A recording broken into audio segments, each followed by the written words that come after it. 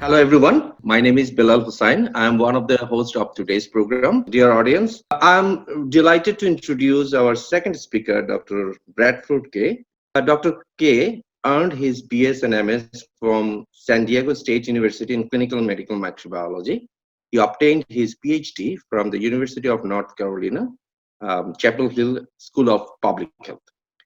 Dr. K was licensed for several years in California as a clinical microbiologist. His career path led him into public health microbiology, in which he was also licensed in California. His subsequent doctoral training through CDC in Atlanta opened doors for him to work for Johns Hopkins, where he was posted for 4 years at ICDDRB as a head of Laboratory Services Department, which included both research and hospital clinical laboratories. Later in his career, he worked for CDC in Atlanta and World Health Organization in Geneva. In all of the positions, his initial training in clinical microbiology was foundational valuable. In retirement, for 9 years, he was adjunct professor of medical microbiology at Indian River State College in Florida. Dr. K, you have 15 minutes for presentation. We will give you two reminders at 12 minutes and 14 minutes for your convenience. Now I would like to hand over to you. Dr. K, floor is yours. Thank you. It's a pleasure to be invited to this important career development talk. I very much appreciate Dr. Anwar and the association that we've had for over 30 years now. And I was mentioning to him just a few weeks ago, Bangladesh is a relatively small country, but you have a fairly large impact on the world of research, of clinical medicine, and microbiology. It seems like everywhere I go, I'm running into microbiologists or clinicians from Bangladesh. So I'm always impressed, and it's a great honor to be asked to share this. Thank you for working my slides, Dr. Rahman. I think you're going to be doing that. Indeed, my career path is sort of an unusual one. Dr. Morshed just talked to you about a very structured path.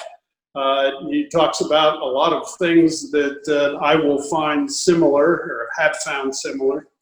My career path, though, is very unusual, but I think that what I'm hearing already from Morshed, and I know I'm going to hear from others, is that clinical microbiology was the underpinning. And so those of you that are early in your career and wondering about a career path, clinical microbiology is a wonderful foundation to have, and will take you in many different directions if you want to go there. Could we have the second slide?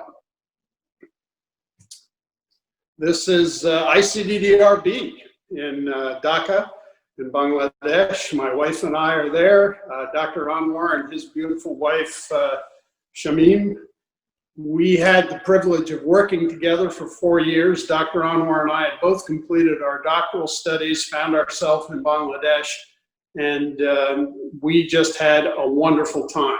And again, we had mentioned just recently that that was probably the golden era in some ways of our careers, because there were so many opportunities, so many wonderful things that we were able to do, and we met so many people that were influential in our careers. I'm actually starting at the end of my talk, and how did I get here? That's where I want to go. You've already heard just a little bit. I was very fortunate to have been picked up by Johns Hopkins University. And again, that was through a network connection that Dr. Morshed just mentioned how important that is. From Hopkins, I got to Bangladesh, and that was a wonderful opportunity. They had the cholera CRL laboratory that was established many years before I got there. It became ICDDRB. So Hopkins had a strong and long relationship. From ICDDRB, I went to the University of Maryland School of Medicine for 5 years and was an associate professor there. Went on then to CDC in Atlanta, and that was a wonderful opportunity. And there was just lots of opportunities to do and go and be in different places. The last 7 years of my career with CDC was spent with the World Health Organization. And 3 of those years were in Africa, 3 of those years were in France, and 1 of the years, the last year, was in Geneva. But what a wonderful opportunity that was. In retirement, as you heard, I came back and I wanted to share. I wanted to share what microbiology had meant and the path that it had led me on. And so I taught at a college, Indian River State College, about 30 miles from my home. And it was my pleasure to teach about 1,500 students in that time, medical and clinical microbiology. So that's the end of the story. Well, how did I get there? What was the path?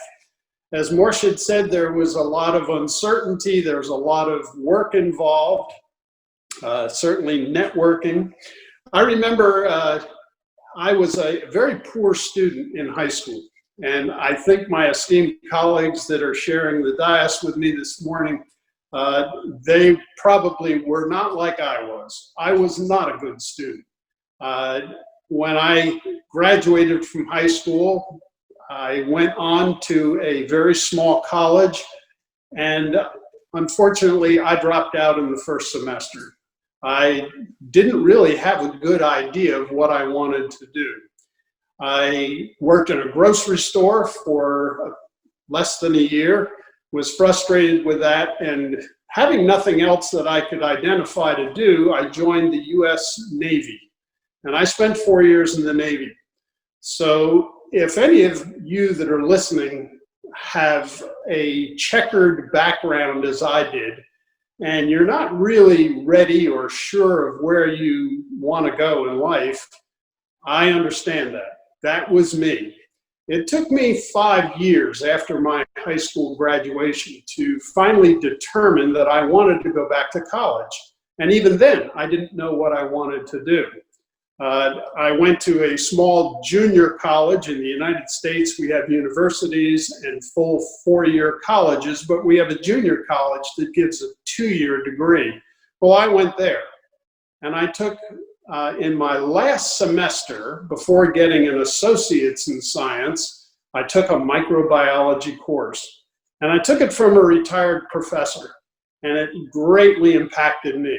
I thought, what a wonderful opportunity this man has had, and I really like the idea of biology and studying. I was accepted at a college or at a university, and I had 2 choices, and this may be where some of you are now. I could go into biology, and I could take many microbiology courses and come out with a biology degree. But one university that I was accepted at, that's all they had. And I thought, well, if I come out as a biology major, what can I do? I could probably teach maybe in a high school or something like that, but it wasn't really preparing me specifically. Another university, San Diego State, that I was accepted at, had a medical microbiology program, and that's what I went into. I went into knowing that I could become a medical microbiology technologist with a BSc from San Diego State. So it was a very practical thing. I went in sort of thinking, if I don't know what I'll do, I'll become a laboratory technician. Can we have the second slide, please? Or the third slide, excuse me. In general microbiology, bacteria, parasitology, mycology, virology, as you know already, these are the fundamentals. There are other subdisciplines that have been added recently, but these were the big ones. And you can go through this educational program in a biology major and have a very good background, but you're going to find, as I think I did, that if you did that, you would be very limited in where your career could take you. Let's look at the next slide. In clinical or medical microbiology, you take the same courses: bacteriology, parasitology, mycology, the study of fungi, virology, but then there are clinically oriented subjects that you need to have: hematology, clinical chemistry, immunology, and serology. These are mainly focused on patient care. And so you're broadening the experience in medical microbiology because you're looking at patient care, hospital or clinical information. And so you need a broader range in microbiology. And this is what I did. And that education led me to be able to be licensed as a clinical microbiology technologist in the state of California, which I was for a number of years. And it allowed me to work directly in a laboratory. After I graduated with my BSc, I went on and did a master's degree in virology.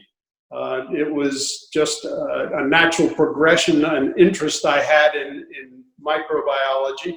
And then I went and worked as a technician. You say, well, you had an MSc. Was that all you could do? Well, it's what I did do. And I spent roughly 4 years, almost 5 years as a technician with a master's degree. And I realized that was a very great limitation. You can only go so far with a master's degree. And in a later slide, we'll look at that very quickly. So I began looking around, and the Centers for Disease Control had a doctoral program, and I joined that.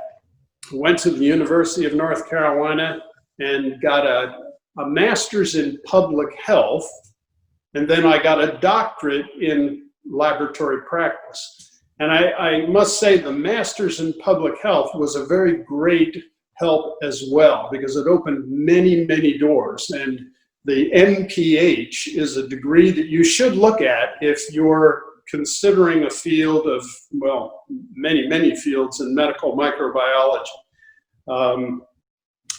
Let's look at the next slide. Where can a clinical or a medical microbiologist go immediately? Well, certainly to a hospital or a clinical laboratory. You could go to an independent clinical laboratory. You could go to a physician's laboratory. And Anwar and I found in Bangladesh that we had the responsibility for directing the laboratories for all the research. And early on in our tenures in the Department of Laboratory Services, we were asked to take over the function of the clinical or the hospital laboratory, which was patient care. And so my background was tremendously helpful.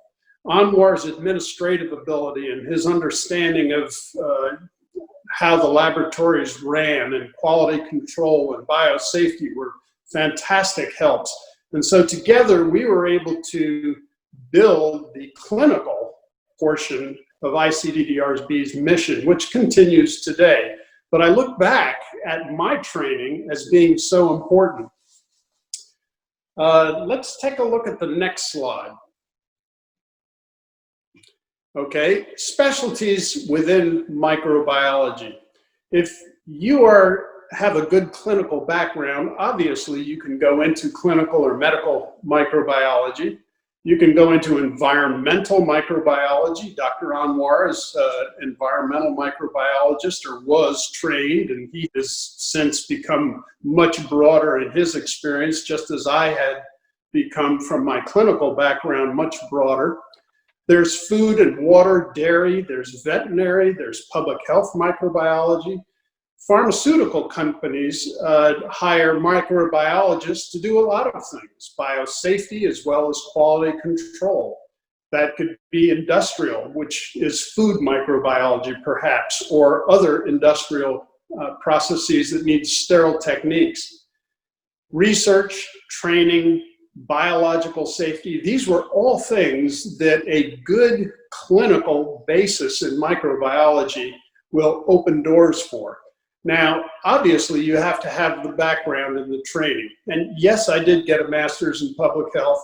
Yes, I did get a doctorate. They helped me, but I always look back at that BSc as the foundation from which I came from. Next slide. One more slide. Is this okay? Very good.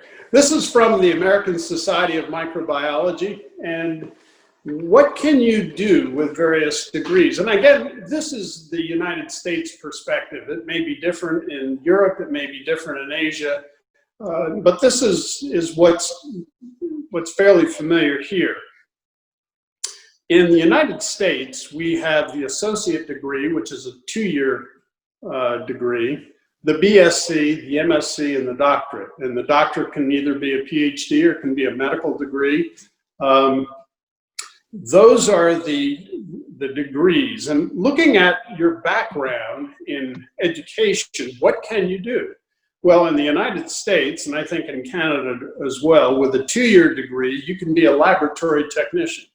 You can work in a clinical laboratory, you can work in a research laboratory.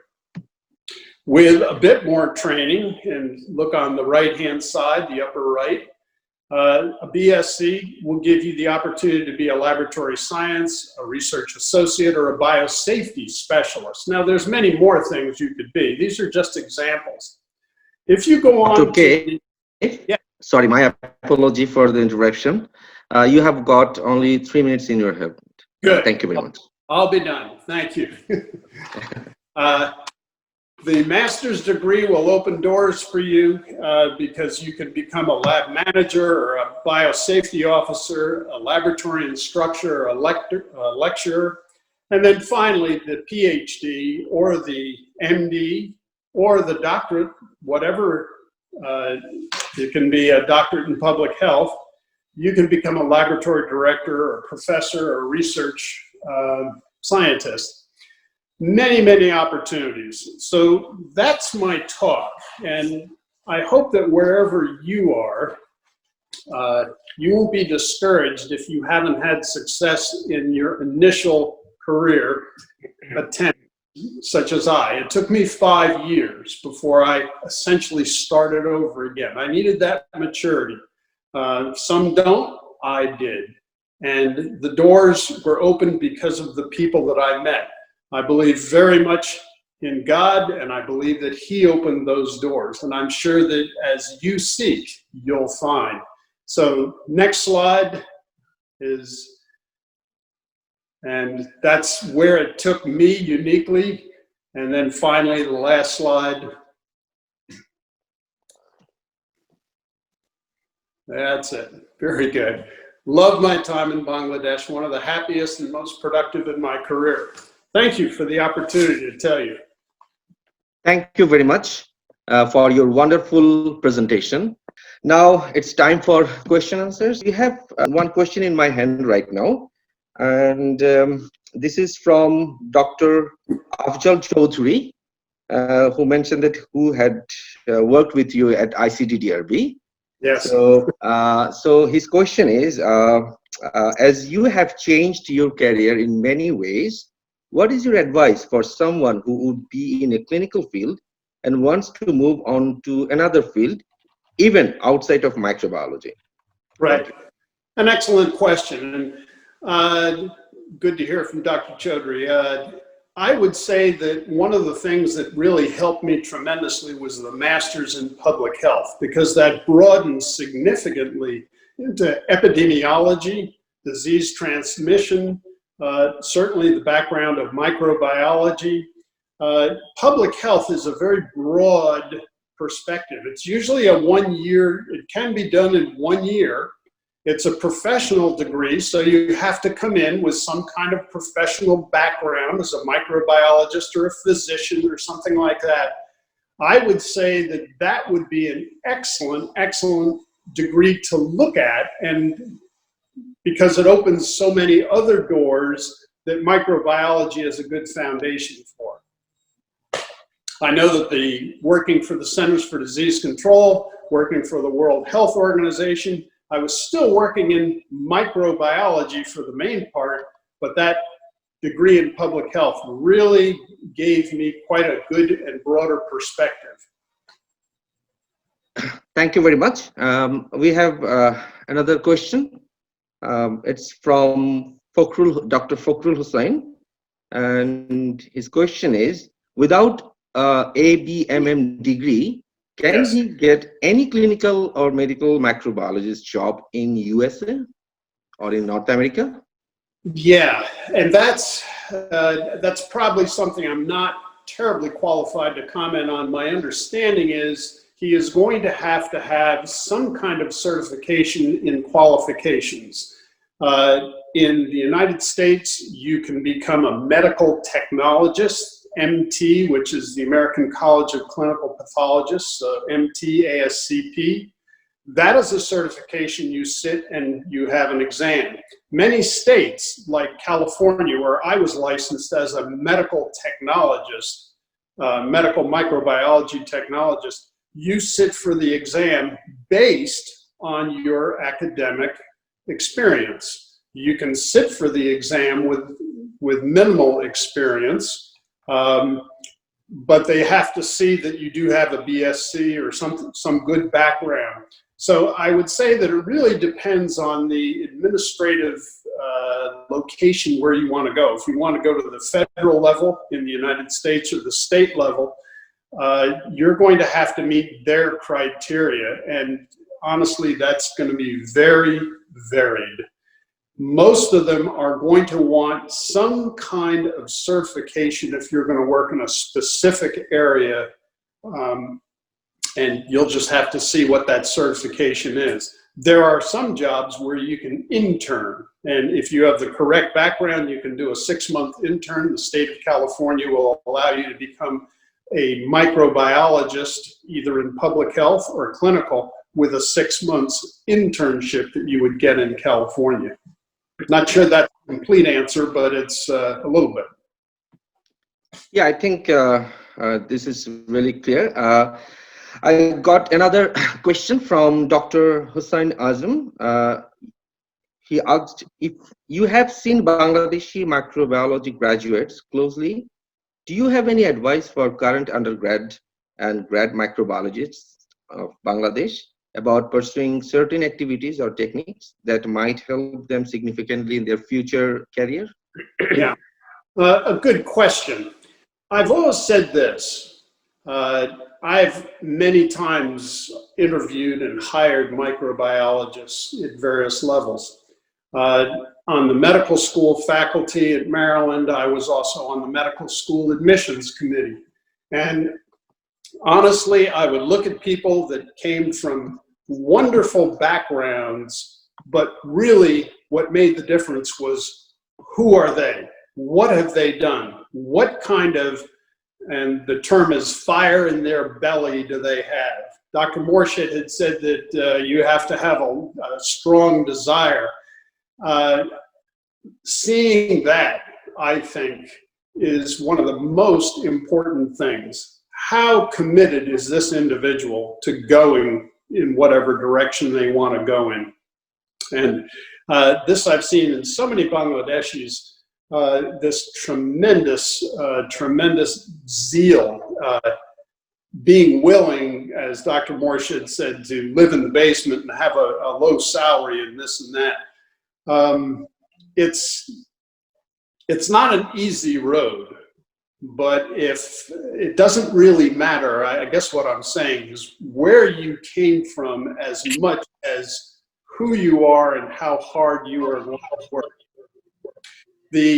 And I can't, honestly, men and women, if you're willing to do a very poorly paid or underpaid training, say at IDRB or Shishu or some other place, it may be invaluable because it may put you in contact with people who can influence your career.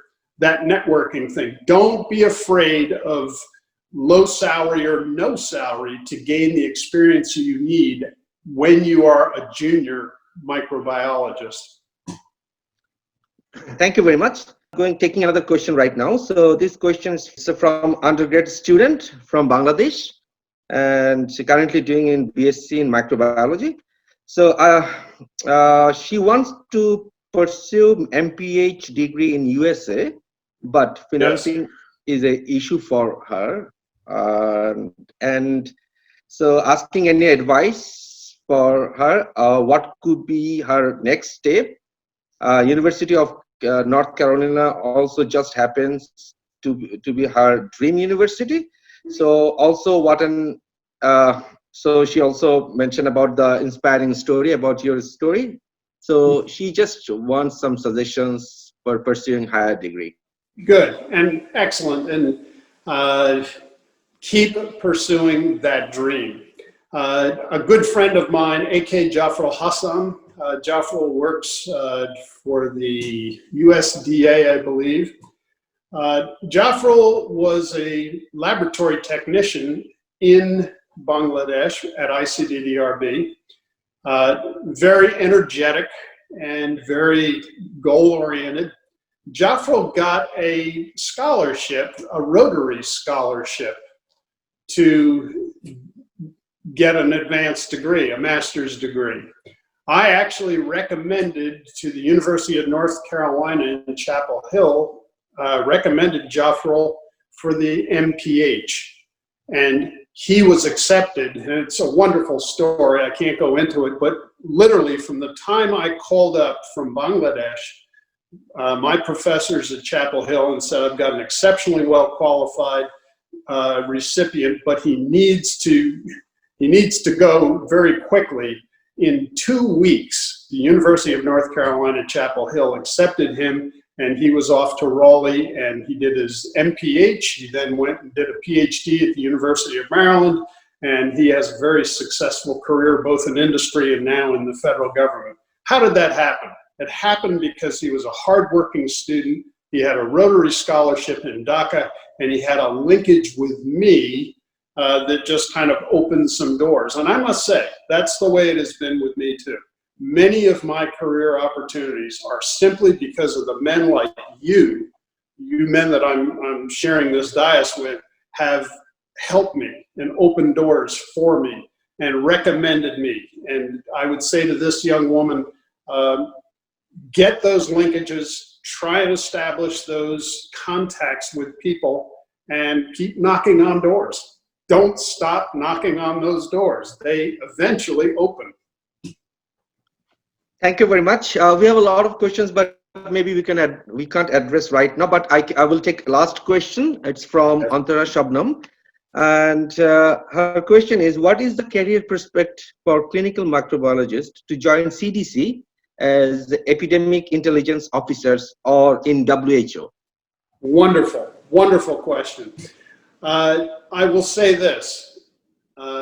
I worked for CDC for half of my career. I worked for WHO for 7 years in a variety of settings.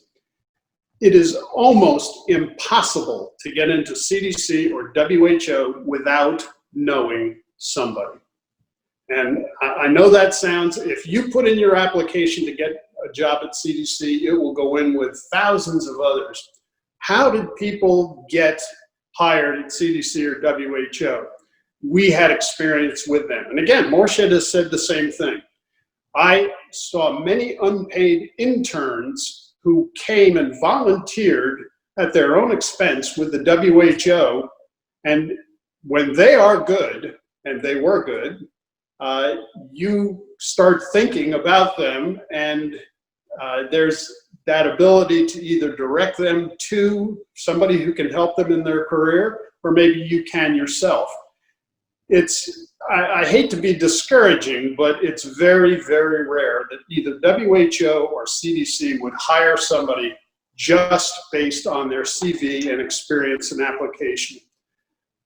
This is a time when you've got to know somebody, and your professors in Bangladesh, your contacts at international organizations like ICDDRB, don't be afraid to intern. Don't be afraid to work for nothing for a period of time. As Morshed has said, if you're good, they're going to see it, and that's going to open doors for you. Thank you very much. This is really a session today we didn't have a data results slides, all personal experience, which is tremendously going to help all the audience, including those who are quite with gray hairs. I learned so much. Even in this country, United States, until very recently, all clinical microbiology was taught by medical doctors. But now they are all taught by microbiologists. It's changing in Bangladesh. I'm sure it will change faster. With this is so important. What you want to do first, you have to like what you want to do. You have to love your work. So anyway, that was the comment I wanted to make. This is wonderful. Thank you very much, all the speakers.